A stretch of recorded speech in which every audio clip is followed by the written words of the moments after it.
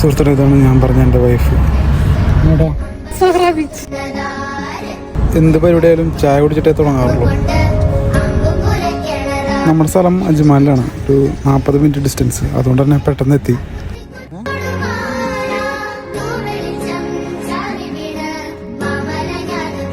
ഇവിടെ ബോട്ടിംഗ് ഉണ്ടായിരുന്നു കേട്ടോ.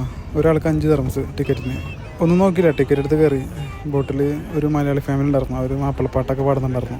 എന്തൊരു ചേലാണ് നെഞ്ചിലെ നേരാണ്, എന്റെ കിനാവാണ്, എന്തിനും നീയാണ്.